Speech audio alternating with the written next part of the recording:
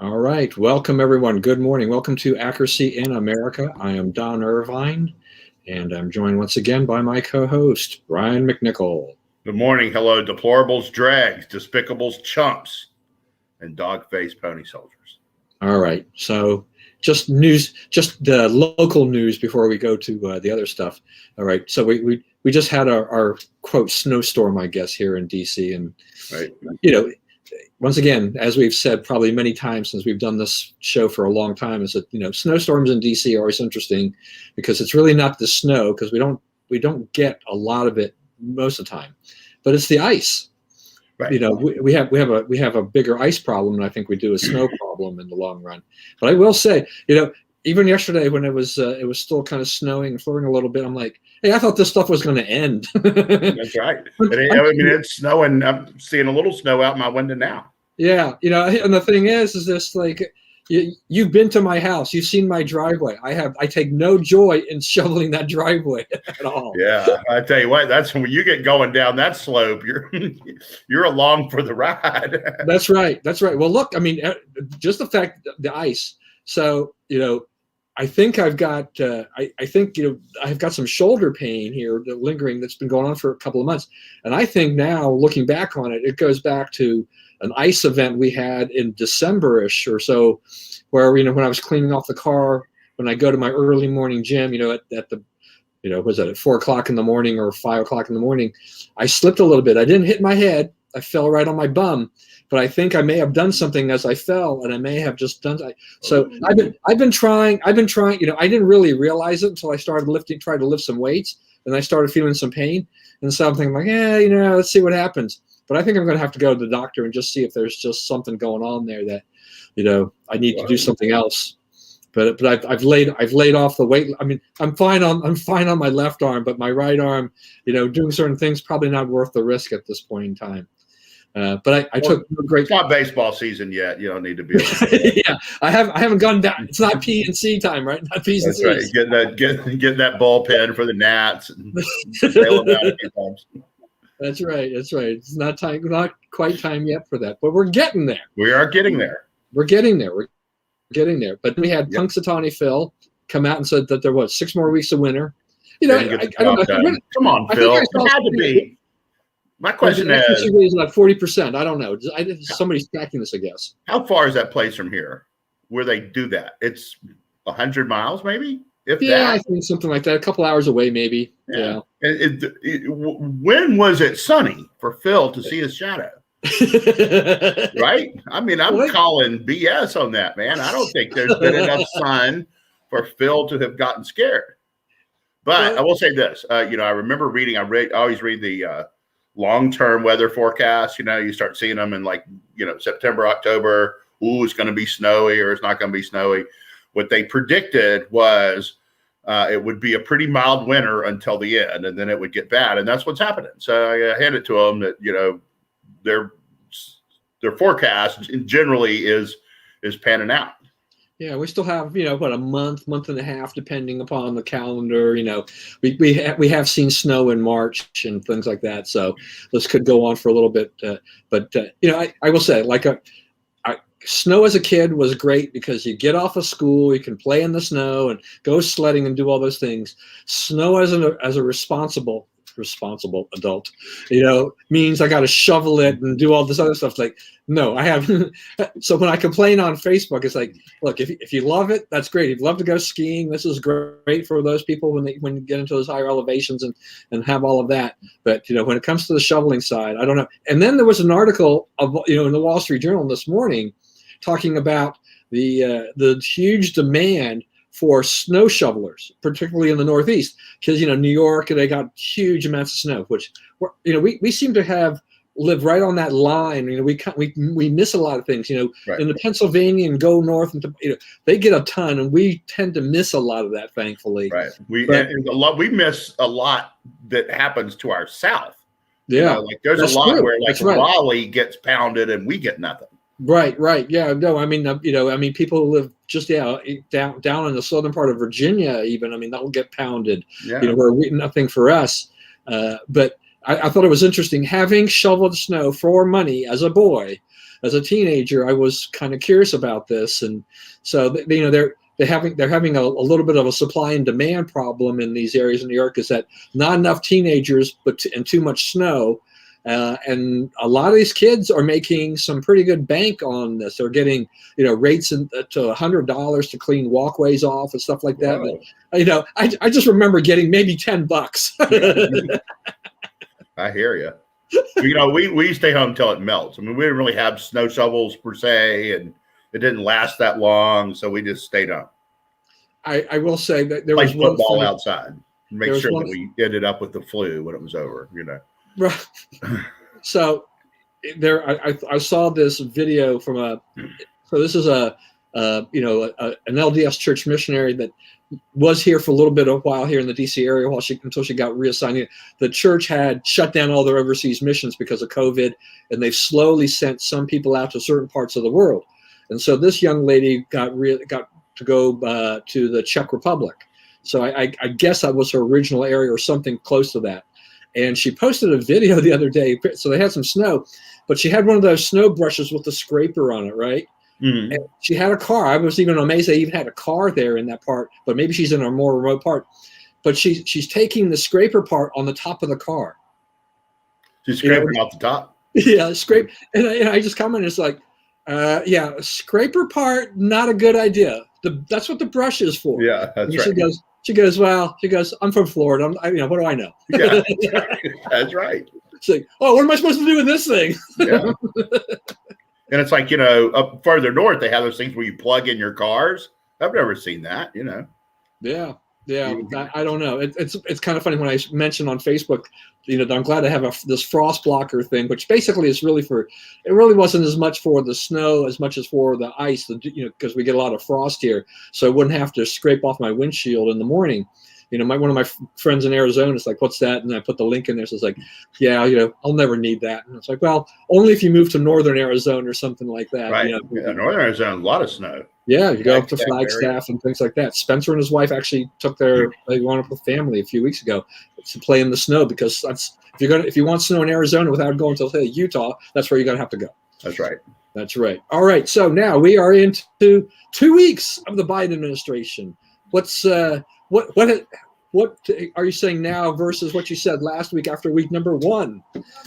This is a disaster and a grand and growing national problem that we're going to have to address. We have an incompetent administration, and it's going to be dangerous. I made a little list, just like what has happened in 2 weeks of these people. 2 weeks, 70,000 jobs destroyed. Troops are on the way back to Iraq, Syria, and soon Afghanistan. Right? There's nothing going on there that threatens Americans any more now than there was 6 months or 2 years or whatever ago. But now we got to send troops back, right? We're back in JICPOA, which is, the Iran peace deal, which is a disaster for us and doesn't allow us to protect our only true ally in the region, Israel. We've allowed China to regain access to our electrical grid. They could cut off our electricity. The National Guard is being used as a political prop. And in the service of that, as you noted, the weather around here has not been all that great lately. And these guys are sleeping in covered parking lots sleeping on concrete, one bathroom for 5,000 people, in these covered garages and so forth, so that, Joe Biden can pretend to be afraid of non-existent right-wing terrorists coming to attack him. They killed the Keystone, which these people put all this money into meeting the regulatory demands. Obama administration studied it 5 times and determined that it was cutting this project would not help with greenhouse gas at all. In fact, more greenhouse gas will be emitted by cutting it, because now it must go on trucks and trains. They're not going to stop this oil from coming out of the ground.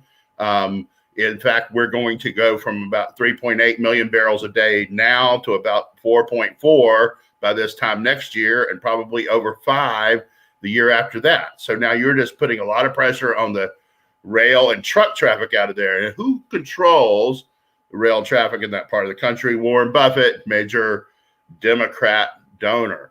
For some reason that no one can really figure out, the Biden administration rescinded a Trump administration regulation that dramatically reduced the price of insulin. Insulin's gone back to its, pre-Trump, pro-pharma, sky high for no reason prices.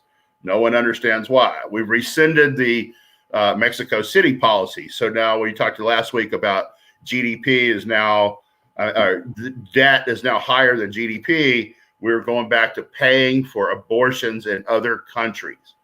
There's a EO that lets men participate in women's sports and go into women's locker rooms and so forth. The absolute tragedy. I'm a girls basketball coach. We've been in leagues where, we had to play boys teams. We did it. We chose to do it. So we knew we were getting into, but we wanted the games and the competition. And what happens is, every time it's like a 50-50 ball. There's balls out there. Either you get it or I get it. The boy wins every time because his hands and wrists are stronger. You can have a height advantage on them, and they kill you on rebounds because they're stronger. They can get more position. The rebounds are really gotten at the bottom of the thing, not the top, right? So, they could kill you at the bottom, even if they're not quite as tall. And I was playing them with girls who are like 5th, 6th, 7th grade, which is the point in life when girls have the best chance of succeeding athletically against boys, right? Once they get past about 7th grade, the boys are too strong, and just the averages don't work your way. Story out today, the Biden administration is denying family leave, which I thought was one of the things they campaigned on, to pregnant women working for the federal government if they were hired during the Trump administration. So they're singling out people hired the last 4 years and saying, have that baby on Friday, be here Monday morning. Okay. They've allowed a military coup in Burma. They're reopening kids in cages down on the Texas border. They are reopening the cages that they opened originally and putting kids back into the cages. They announced yesterday that it plans for a task force to counter disinformation and domestic terrorism. What do you think? Who do you think that's aimed at? The me's and you's of the world, right? The gas is up 70 cents a gallon since Biden took office because no longer do we have faith that there will be energy independence in the country. Price of oil almost back to $60 a barrel. He has announced that, guess what? The COVID situation is not going to change, no matter what the federal government does, which means the plan everybody was working for was instituted by President Trump and is working. No economic plan. He has no plan to revive the economy. He said as much this week. They lost 120,000 vaccines. They lost them. Don't know where they are. Traveled around the country somewhere. And they have destroyed border policy. We actually had the border pretty close to closed to, being policed and being, we had control over who came into our country. That's all gone now, thanks to the Biden administration. That is a heck of a list. I'm glad that you brought some of those things up. I mean, we have talked about the Keystone XL pipeline before because this has been something that happened, virtually since day one of the Biden administration trying to get rid of this thing. It is really heartbreaking to read the stories about the businesses and the people that are being affected in the area that have jobs. I was reading the story the other day about a hotel owner in the Dakotas, and she and her husband had bought this property, I guess, a couple of years ago or whatever. Part of the calculus was that they would have these pipeline workers staying there for a period of time. They needed to renovate the hotel, bring it up to kind of snuff and things like that. But how she recounted how, once he had signed the executive order, then the word came down to them, the bosses said, you're basically done. So they were there for that last day or whatever, and then they were gone. She has no more customers, but it is a ripple effect, as she was saying, that there are, stores and businesses that bought supplies and things that, in anticipation that these people would be there, and they have nobody to sell them to. If you bought perishable goods, particularly those that are, stores and restaurants, you can't. There's a lot of food that does not last forever. You can't freeze it forever. Some of the stuff you have to actually eat fairly quickly. Right. So there's a lot of things going on there, but there is this big ripple effect. So it's not just the pipeline jobs on the pipeline itself that were hired, by Transocean, but it's all of these other, jobs that are going on through hospitality, restaurant, whatever. They also get affected by this, but it doesn't seem. The Department of Commerce said 42,000 jobs directly affected or created by this. Yeah, and I don't think the Biden administration seems to care, one whit about that. One bit about this. Yeah, and I'm glad you brought up the transgender thing, because I had written this down just before we started the show, because I'd forgotten to put that in there, because this is becoming a big thing. I mean, in terms of the stance that the administration is taking on this, you talk about this because you have coached girls basketball for what seems like forever for me, just as long as I've known, and so you understand these things very intricately. But it's all these levels of sports, right? I mean, how many over the years, how many girls have lost out to track athletes? The transgender track athletes. The boys do get, as when they reach that puberty stage area, they start to get bigger, stronger, faster. And as you said, the differences between the girls and the boys becomes very stark. In a general sense. So I'm thinking when you're talking about like the rebounding, you take someone who was born a boy and you put him up against someone who's born a girl, and they're fighting under the basket for that. Yeah, who's going to win? Right, the boy wins, even if the girl's taller. And it's like a few years ago, Serena Williams was getting interviewed on NPR, and the guy's like, he's like, Serena, everyone calls you the best female tennis player in the world. Why don't we call you what you really are, the best tennis player in the world?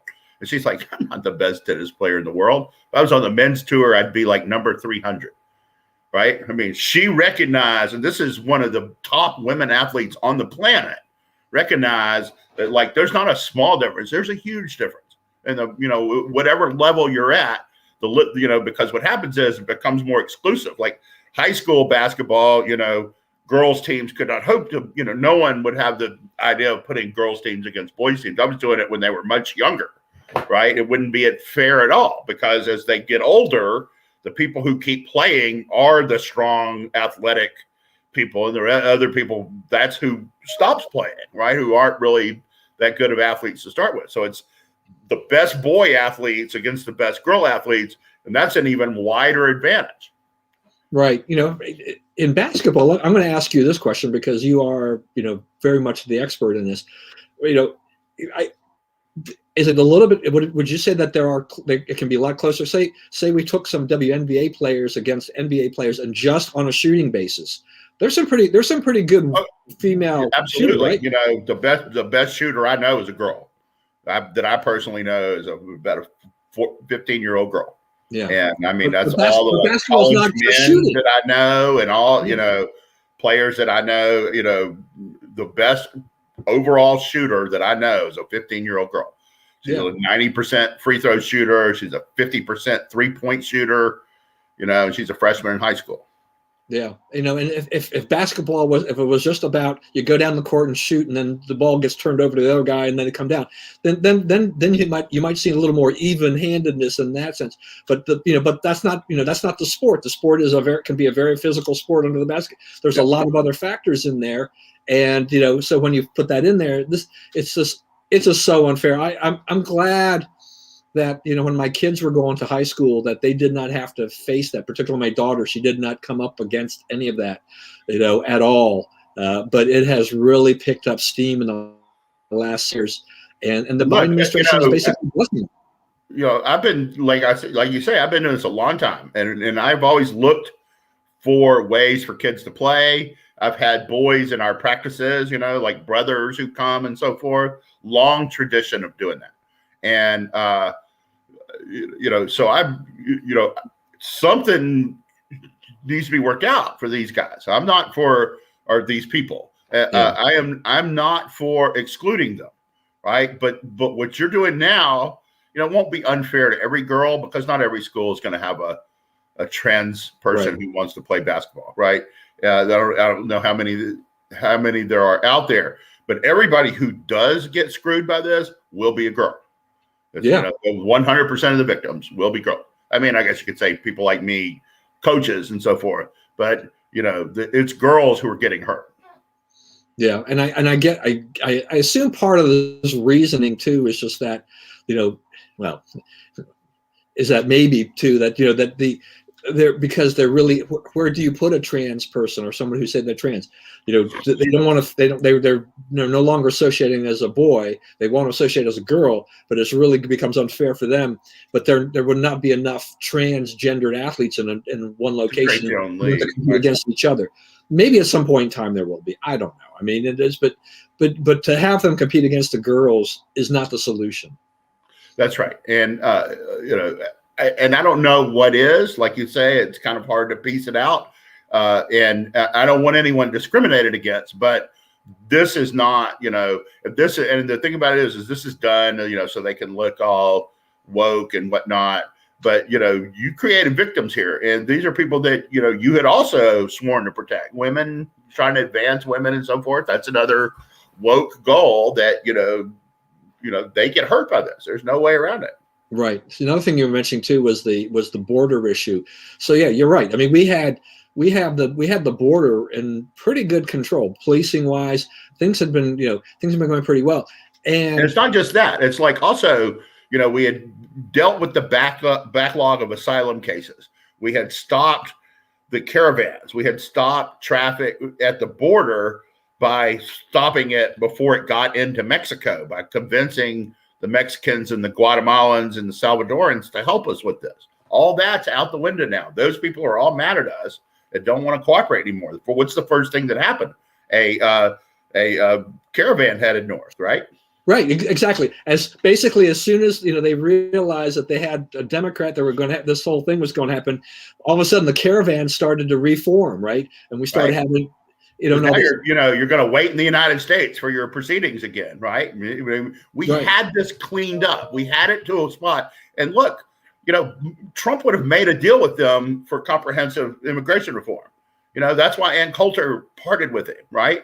Because Trump started saying, if you go back and look at the deal where Jim Acosta snatched the microphone out of their hands, go back and watch that clip, okay? What was Trump saying? He was saying, we need immigrants in the country, but they need to come in legally. We need to be able to control who they are, especially now with the COVID, right? That was exactly. So that is really my concern right now, is that it doesn't seem that they really have a handle on what they're planning to do with relation to COVID with these immigrants. I mean, these people are coming in from countries that have got some pretty high rates, and the healthcare system doesn't, basically sucks. Right. So we're now, the risk is even greater than it was under the Trump administration in general in terms of these people coming there. But I don't hear any of those kind of complaints from the Democrats about that. They're, they're so worried about COVID, but not with the immigrants or something like these illegals. Yeah.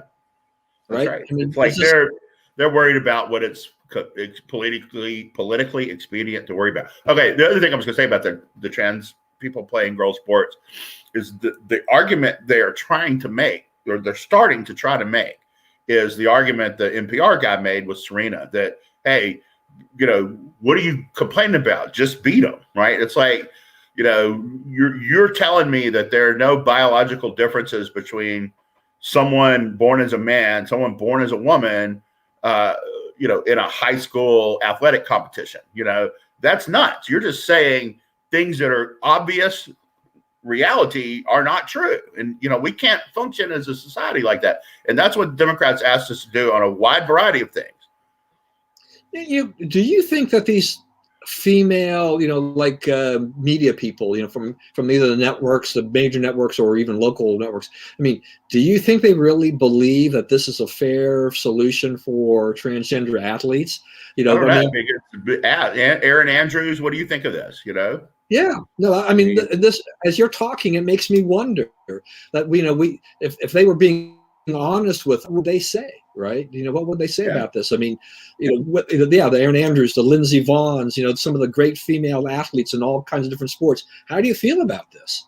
Yeah. Do you think this is really fair? But because of the backlash, the political correctness, and all this other stuff, the cancel culture, it's got people just they're just zipping their lip, for the most part. There are very few people want to come out and speak about these things. All right, so I thought this was kind of funny, so I threw it in there, which is the fact that Biden lied became a trending hashtag on Twitter over the $2,000 check for stimulus check, which. Okay, look, I'm going to say, my general feeling about this is like, look, for the liberals that actually believe that he was going to throw in $2,000 above the $600 we already had, I think they were crazy anyway. But I think the whole thing is pretty funny. He starts arguing that, he gives you 14 to go with your 6, that makes you 2, right? Right. It's like, I don't think so, Captain. I don't think that's what y'all were talking about on the trail, right? And the people are noticing, and the people that are yelling about this are Democrats. Republicans don't stand around waiting on handouts, and that's Democrats. And they're all like, "Hey, you said 2,000. How hard is this, dude?" And he goes down to Georgia during the special election down there, and he's like, "Vote in these 2 guys, and then the checks will go out the door." So when that election's over, those checks are going out the door. And that election's over, and they won, and those checks are not going out the door. And now he's, negotiating with the Republicans and could end up with less than 1,400, could end up with less than 1,000. So because I don't think they, Manchin, they don't really have the votes to pass it like they have it, right? Because Joe Manchin has said, he voted to call it off the calendar under reconciliation, but he wasn't planning to vote, wasn't promising to vote for it in final passage. So, and he holds a lot of power on this still. And there's a lot of reasons for other people to say, yeah, kind of me too, and they could lose 3 or 4 other Democrat votes over various things in it. I mean, again, it's like, if you're going to make a bill that's about COVID relief, that's an expensive bill, put that in it and negotiate on that and pass that and sign that and then worry about all this other stuff. They're trying to put labor law, minimum wage, $15. Another Democrat disaster we didn't even discuss was the $15 minimum wage. You're immediately, going to double or come close to it, the unemployment rate, right? Because, everybody's dumping, McDonald's is going to be 3 people in the back frying everything and a kiosk, right? All the order people are going to be gone because they're not paying them $15 now. They don't have the money to do that. They can't do that. You're just making life hard on yourself for these politically correct things. One disgusting mistake after the other. It's just. I think, and the Republicans, at least, I guess, in a sense, they're trying to make. They're trying to show how bad these bills are by they come up with their slimmer version of this and saying that which sticks a little bit closer to relief. They're trying to target a little bit better, not perfectly, but it's still I would take 618 billion versus 1.9 trillion, because the 1.9 trillion, as you said, I mean, it's loaded with all this extra stuff that has nothing to do with COVID particularly. But the Democrat, so now what the Democrats want to do, they're claiming that they can do the end run using reconciliation, and they don't need the Republicans. Can they do? Are they going to be able to do that? Do you think? That's what I'm saying. Manchin said he would go along with that. He's the key vote, Joe Manchin from West Virginia. He would go along with that to call it off the calendar, to start debate on it. But he's not saying that he will vote for it final passage. So that means you don't have 50. That means that Kamala's vote doesn't matter. It's not a tie. Yeah. So that could lose. I mean, you could be headed for a pretty embarrassing situation if you can't bring him along. Right. And I think Biden administration is already taking, notwithstanding the fact that they got the whole Twitter hashtag thing, going over the weekend, but I think the fact that we are here on February 3rd. So what is that? We're 2 weeks since he was inaugurated, and there's really no good progress on getting more checks out to people. This is not helping him. This is, Yeah. you go back to the promises you said he made. This is not helping him at all. And you kind of wonder if he isn't a little frustrated on his own about all of this, that this is not going the way that he'd hoped it was going to go. And I guess some of the Trump campaign people are out, with a report that says that basically Trump's COVID response is what cost him the election. Looks like Biden's COVID response after Trump did all the work, right? Got the vaccine, got the mask, got the ventilators, got everything set up. Biden may trip over it just over the political stuff. Plus the double mask rule. I mean, I held off on criticizing Fauci, Dr. Fauci, because for one thing, he never attacked Trump. He was given opportunities every day, and he's like, well, we talk, and he's doing pretty much what I say, and I don't really have a complaint with it. And people kept hearing things that he didn't really say, right? But now he's like 2 masks, and you're going to be under this spell for another year, and it's like, you start lining up what Fauci said and what actually happened. He doesn't have the accuracy anymore to be telling us this stuff. And it's maybe time for a new voice, somebody who looks at this from he's served 5 presidents or 6. This is his 6th president. So maybe maybe we do need a new look at that. Maybe it's time to find somebody who thinks about getting out of it rather than maintaining, right? Because maintaining is not, no one wants to maintain this, right? We want to get out of this.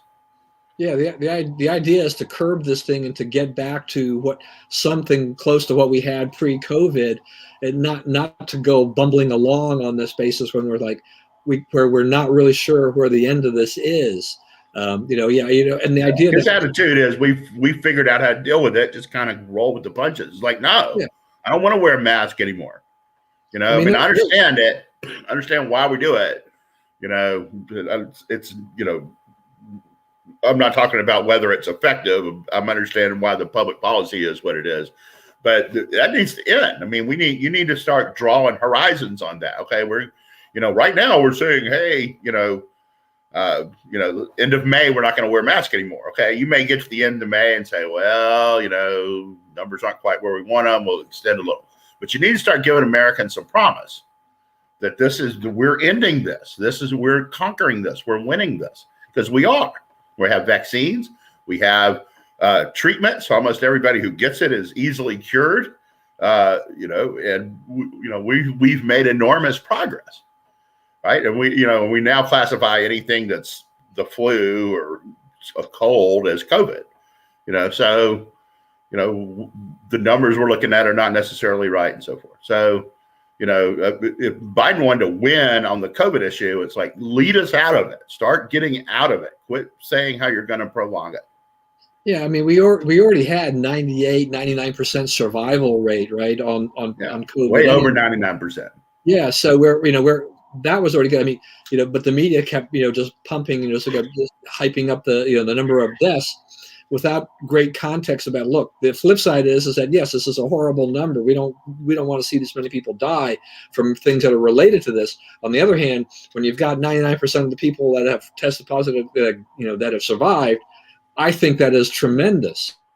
But that's, that news doesn't sell, for the Democrats, for the liberals, for the media. So they went to the other way, and they were able to largely convince the public that Trump mishandled the whole thing, when I don't think that was really the case. Right. Right. I think, I think he did a real good job. And I think that if to the extent that what they said, what the campaign people said is true, I think what happened is they didn't make the counter arguments, like people say, 200,000 are dead. Okay. They predicted 2.5 million. So in that context, 200,000 is pretty good, right? That's less than 10%. Okay, now it's up, it's higher now. But at the time they were arguing about it during the campaign, you could say, hey, we're about 7 or 8% of what the general consensus on how this was going to end. We're at 7 or 8%. We did pretty good, right? We no one died in the United States for lack of vents, PPE, providers, hospital beds. Nobody died in America because we didn't have those things. And Trump doesn't own the hospitals. He doesn't own the beds. He doesn't own the ventilators. He had to do all this without any constitutional right to do it, like getting people to cooperate, because he did not have force of law. Biden wants to do all this stuff by force of law. That's what Democrats think. Like, they're just going to make you do stuff, right? But Trump was actually colored inside the lines on this and tried to work with the relevant agencies, the FDA, the CDC, and he finally just had to kick them in the pants to do what obviously needed to be done. It's interesting stuff like hydroxychloroquine, right? The Democrats trashed it, helped with it, Fauci, all these guys. Oh, it doesn't work. It's ineffective. Shouldn't be used. And the doctors who were treating COVID patients were like, well, every time I give it to someone, they get better. So I'm going to keep doing it, right? Because I'm actually treating them. And so you eventually got an emergency use authorization and so forth. But then they tried to kill that. That's another thing, on Fauci, he's been wrong at every step on hydroxychloroquine, right? That could have been that one mistake. That could be tens, if not hundreds of thousands of lives, because, you had a bureaucrat trying to protect big pharma. Yeah, on the hydroxychloroquine, I mean, didn't even the Facebook oversight board? They had to admit they were wrong. Yeah, which was interesting. Right. So, I mean, what kind of clowns are deciding what's true on Facebook, right? Obviously, not people who know anything about medicine are making medicine decisions, right? Right. Absolutely. All right. I need to ask you about this one because I watched this a couple of times and I still was scratching my head. This whole Kamala Harris thing, when she was talking about West Virginia and the jobs, and that they can go and plug the gas leaks, and they can go and work. They can go and take care of the landmines in West Virginia, and so I'm like.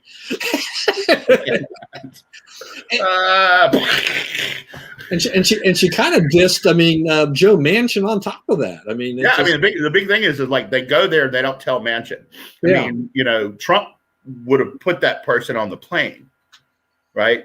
He would have put Manchin or Shelley Moore Caputo on the plane, right? So when we fly to West Virginia, you go with us, and we get off the plane, and we're waving, you're waving, so we all see the crowd together, and we're all one group together. And this is a senator. I mean, they've got to, convince him to do a lot of heavy lifting for them, right? Because he's in a state. I mean, Biden, the worst loss Biden took in any single state was West Virginia. He got less than 30% of the vote, lost by more than 40 points.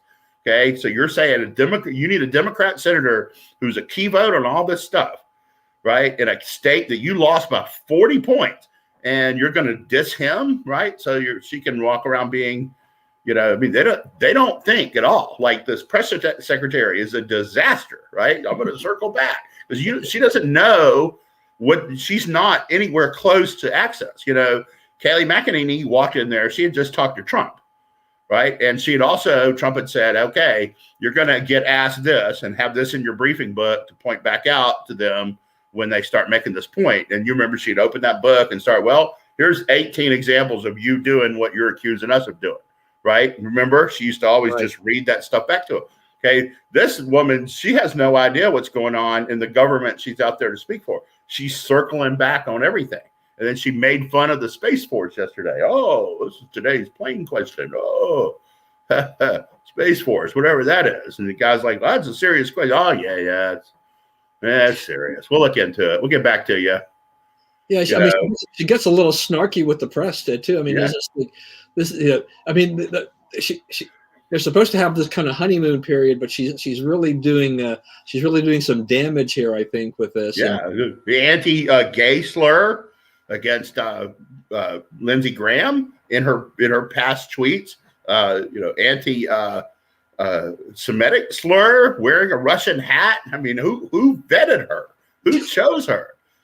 She's she's clueless. It's unbelievable. Well, this is Biden just he's recycling so many of the Obama people without even thinking. I mean, they didn't their own. It was a disaster during the Obama administration. Yeah, well, the only vetting was like, okay, they seem to be doing okay in their previous job in the Obama administration. They'll be great right here doing this for us, but that's pretty much it. There were no real qualifications in my mind. No. You know, And none of those, they talked about unity. They're not trying for unity. They're trying for a beat down in your face policy remake. No consultation with anybody.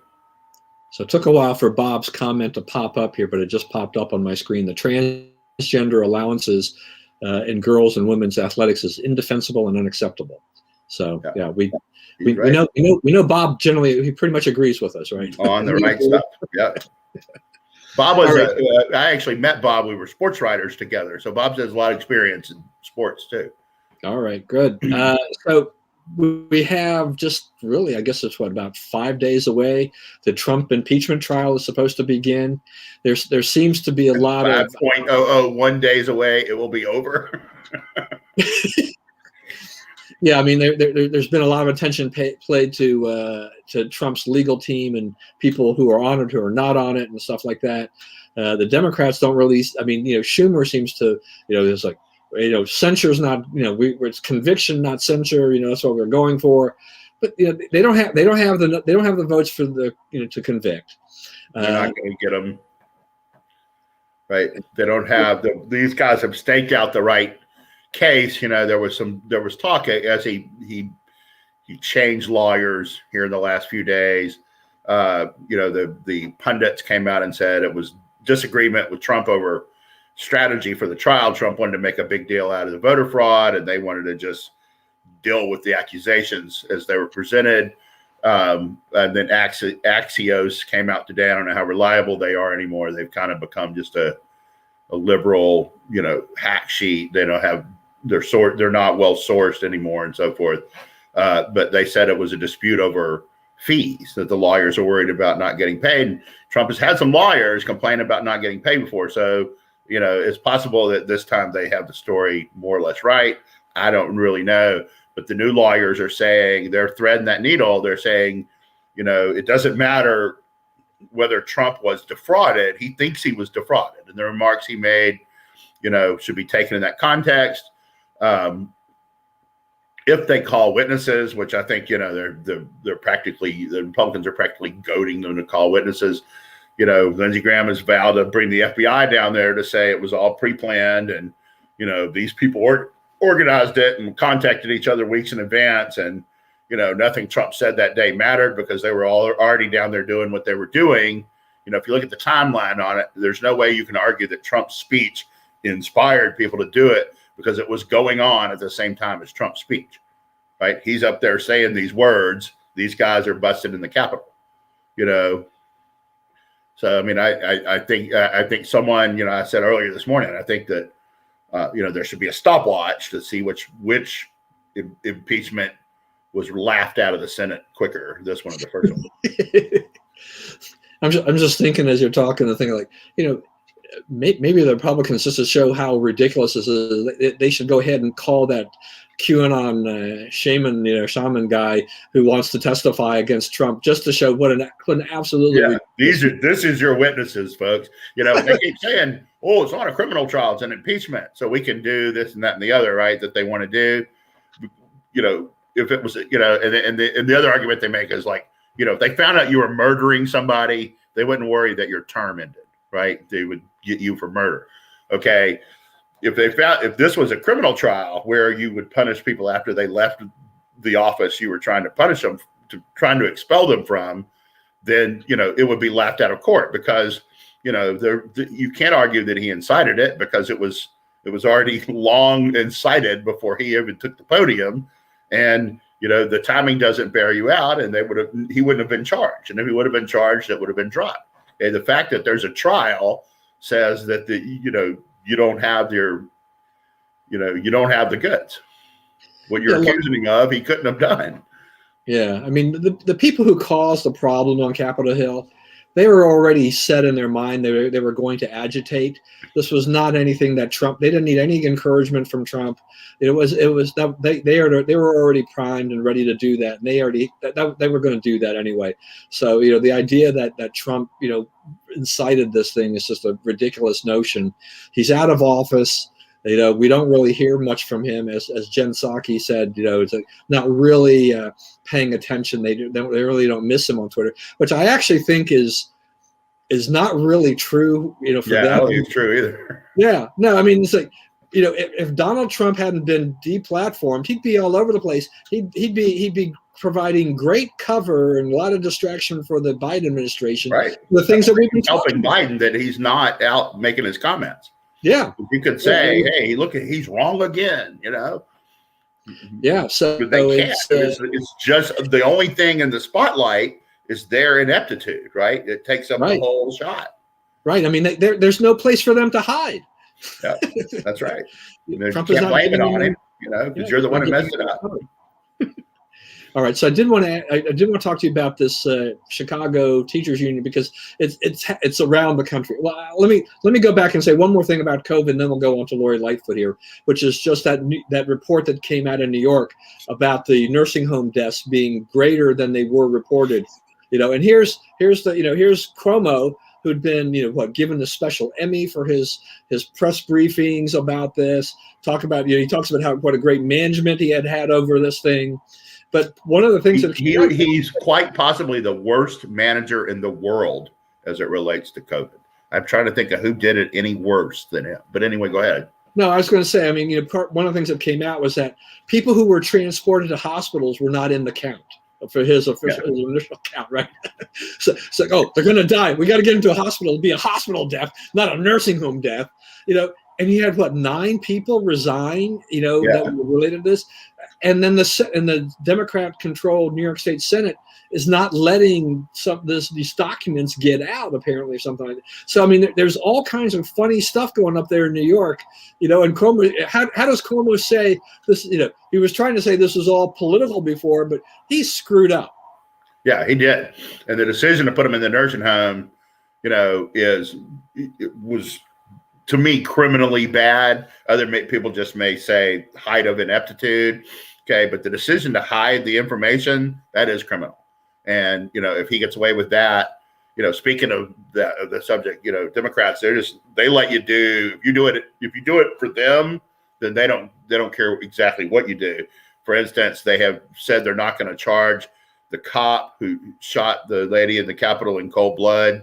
She was doing nothing. She was standing there, and he just shot her down like a dog, and he's going to walk away because he's a liberal, cop. I mean, he's one of theirs. You get a free murder, Right. All right. So back to what I was going to say, which was this whole education deal. So, there's the ongoing battle across the country about reopening schools. Some schools some are in hybrid mode, some are still online learning only. But the Chicago teachers are supposed to go back to work on Monday. They're supposed to go back into the classroom on Monday. They're in a 48-hour cooling off period. Lori Lightfoot, apparently, according to Daily Wire, has now part of her excuse is that it's Donald Trump's fault for botching the vaccine rollout. But come on, this is where you got to give me a break here. Yeah, because the teachers, at least the ones around here, they don't care about the vaccine. They're not going to go. They don't want to go back this year. They don't really want to go back next year.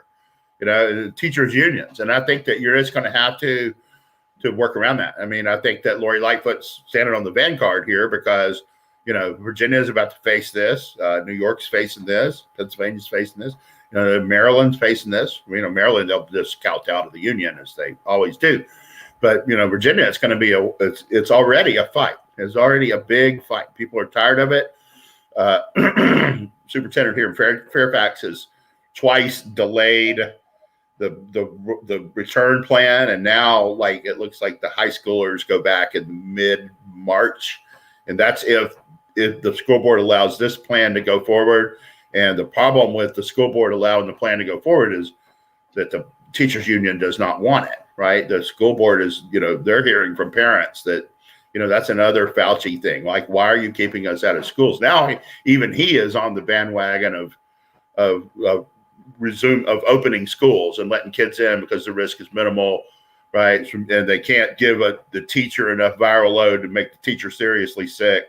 This is a scam by the teachers unions to sit home and earn the same money they made actually having to go to school and teach. It is crushing kids. It is crushing education, and they don't care. And the Democrats in charge don't care either because that's their source of funding and campaign workers. Yeah, and in Chicago, as I've been reading about, I mean, they spent like $100 million on PPE.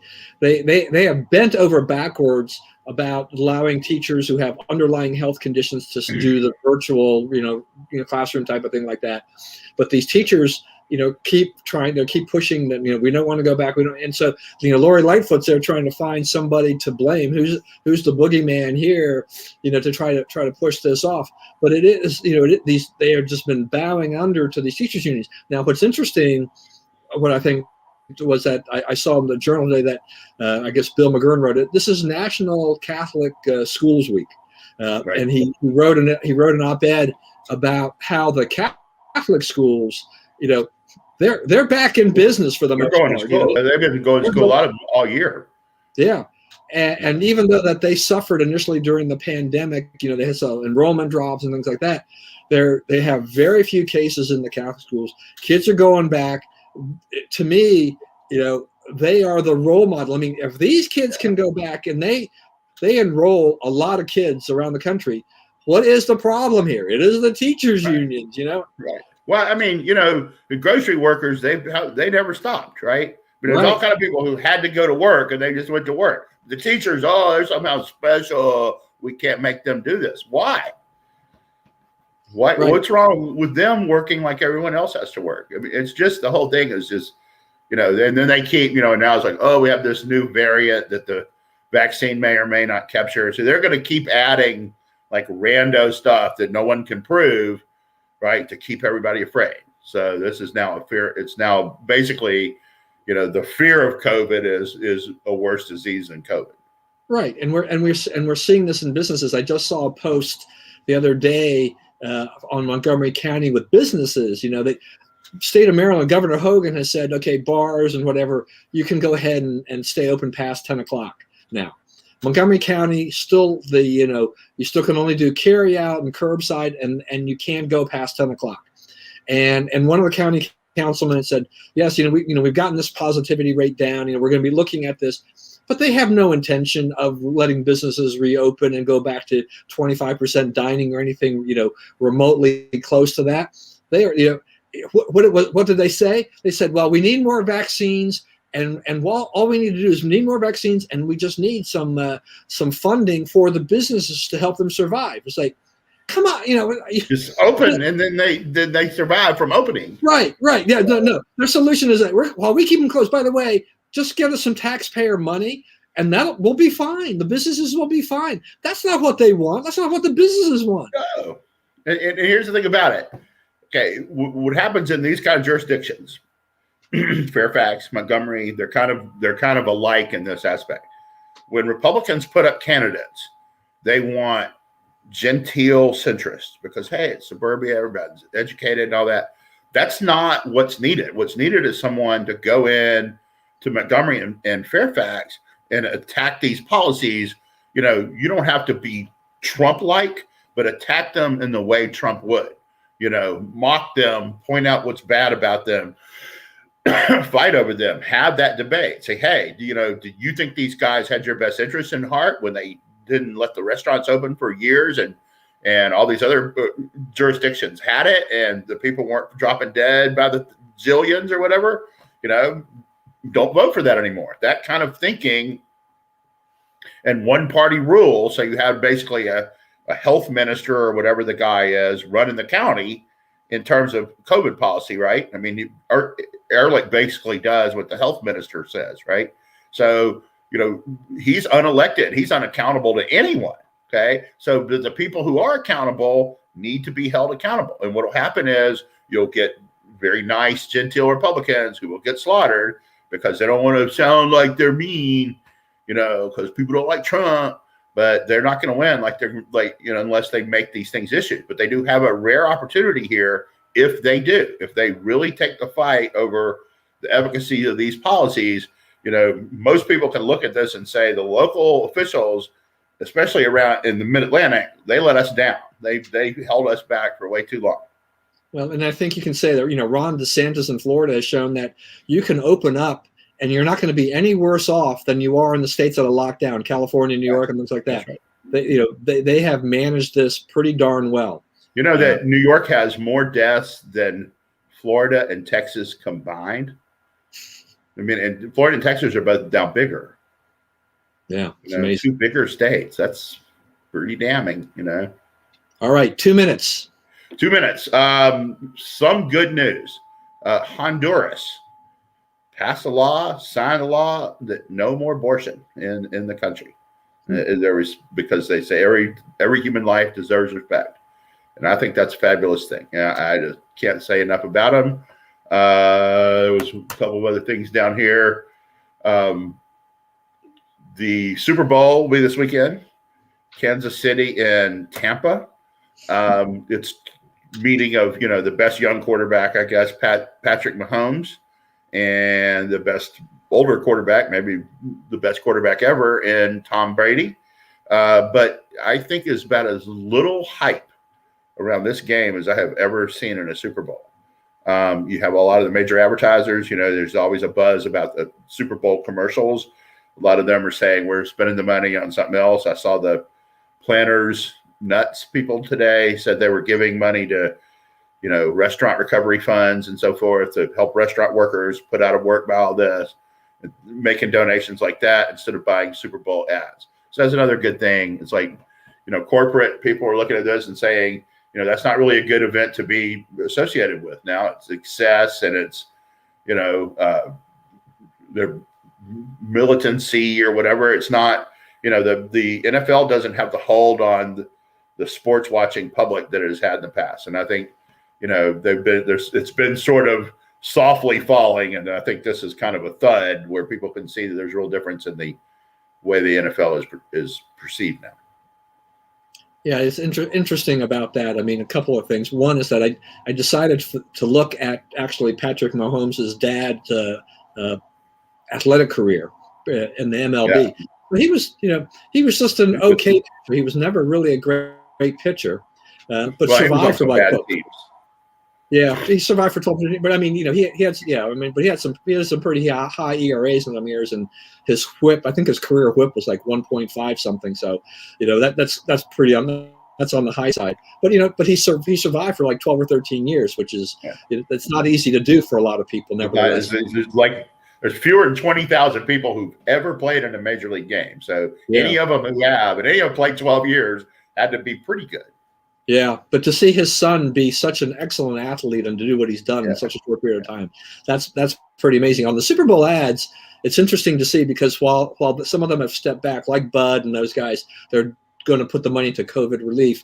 I think the inventory is still pretty much sold out. But I saw this morning that Robinhood, the app, is going to put out an ad too. So they've made room for some other ones, and Robinhood definitely needs a kind of a corporate rehabilitation PR stock shot. Yep.